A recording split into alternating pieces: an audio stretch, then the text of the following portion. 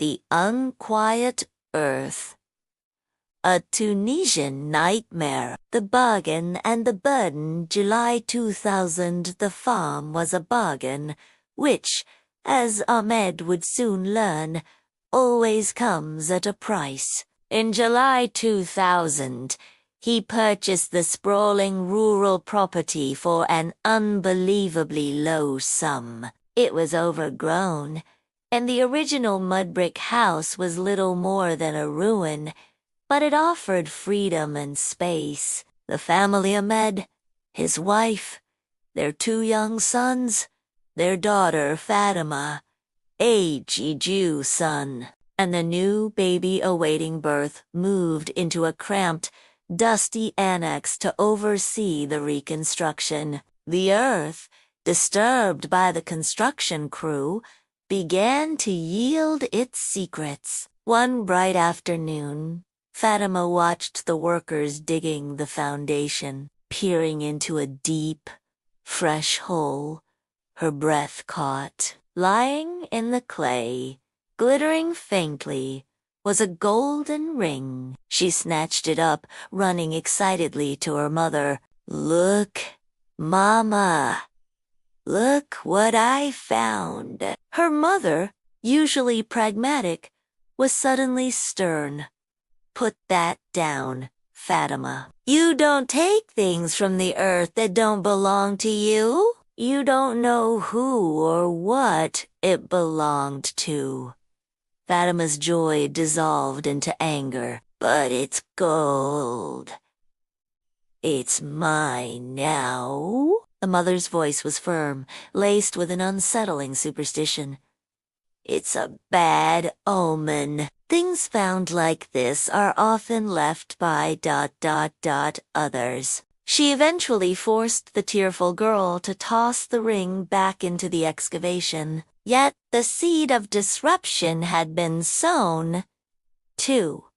The first signs of the unseen a few weeks later, the air grew crisp with the arrival of the new baby boy. The weather was so pleasant that the family often slept outside the annex. The mood was relaxed, but the land was watching. Ahmed sat drinking tea one evening, enjoying the silence. He looked up and saw 2 vague figures walking along the fence line, heading towards the house. Thinking they were neighbors coming to welcome him, he rose, smiling. But when he turned his head back after setting down his cup, the spot was empty. No shadows. No footprints, just fields stretching silently into the twilight. He rubbed his eyes, attributing the sighting to fatigue, yet a knot of cold uncertainty settled in his gut. The uncertainty became terror one night when the baby was barely a few months old. Fatima, restless, lay awake staring at the diamond-bright stars. She felt a subtle shift near her mother's bed where the baby slept. She turned slowly. Standing over the cradle was a tall, silent figure shrouded in a voluminous black abaya. What truly paralyzed her was not the dark cloth, but the hands, unnaturally smooth, brilliant, and bone-white. They were reaching for the infant. Fatima's voice broke the silence of the night. "Mama! Mama!" "She's taken him. The woman is taking my brother." Ahmed and his wife woke in a panic. They saw the dark shape detach from the cradle and glide swiftly toward the tree line. Ahmed chased it, but the creature melted into the darkness of the trees as if it were vapor. They gathered their terrified children, huddling together, realizing their struggle was not with earthly robbers, but with something far older and more malignant. 3. The siege of the new house, 2004. The family finished the new house, hoping the fresh start would banish the evil. For a time, it seemed to work. But soon, strange things began again. The girls would find out-of-place children's toys as small, cracked wooden doll, a faded bowl in the middle of the living room. They'd deny bringing them in, and when Ahmed and his wife came home from work, the toys were invariably gone. Amit, desperate to hold on to his new home, dismissed it as the girls trying to manipulate him into moving to the city. The malevolent focus returned when Khalid, now on the cusp of adulthood, was studying late one night. He was intensely focused, trying to ignore the deep, oppressive silence of the countryside. He finished his work, switched off the desk lamp, and turned on a small television. Then he heard it, a low, guttural whisper behind him. He froze, the hairs rising on his arms. Surely it was the TV. He slowly turned his head. In the corner of his peripheral vision, framed by the dark, he saw a towering female figure swathed in heavy, midnight black fabric. Her face was indistinct in the gloom, but her mouth was a gaping hole revealing large, terrifying fangs. Khalid tried to scream, to call out for his father, but his throat seized up.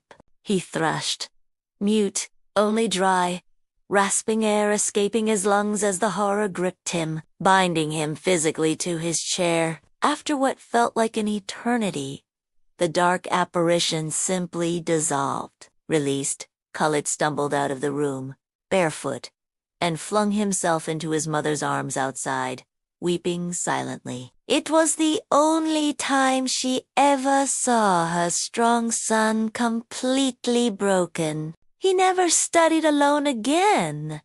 For the turning point 2006, the chilling climax came with the visit of Ahmed's brother, Abdullah, and his family in 2006.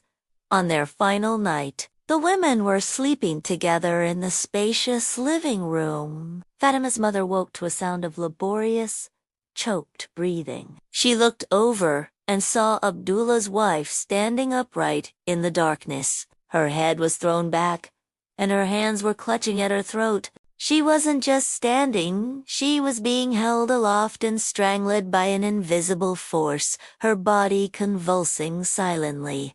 The unseen grip suddenly released, and the woman collapsed onto the floor, gasping for breath, her eyes wide with primal fear. She crawled toward Fatima's mother, whispering desperately, "There is something here. I won't stay another minute. This is the work of the jinn." By sunrise, Abdullah's family was gone. It was this public, undeniable terror that finally broke Ahmed's denial. He sought answers from a neighbor, who reluctantly confirmed the old rumors. The previous owner's daughter, praised for her very, very beautiful appearance, had left the home 3 years later, paralyzed and speechless after an unknown affliction. Ahmed still struggled to connect a beautiful girl's tragedy to his home's demonic activity. Yet the pattern of suffering was clear. Healing and retreat to 006 to 010. The spirit's focus intensified on Fatima.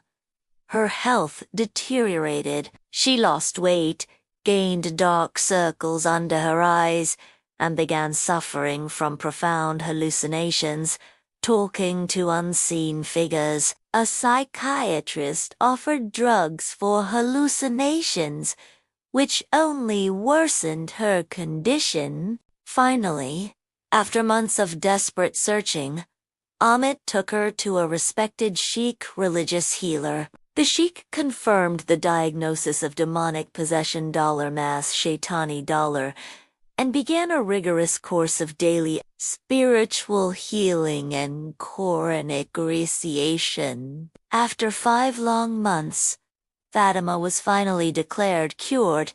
The oppressive weight lifted, but the house remained tainted. Even after her healing, Fatima and her sister saw a silent, shapeless figure walking toward them behind the perimeter fence one evening. It was a final, cold reminder that the entity was still bound to the land. In 2010, exhausted and defeated by a decade of psychological and spiritual warfare, Ahmed admitted the bargain had failed. They packed their belongings and fled the farm for the city of Nabu. The mystery remains.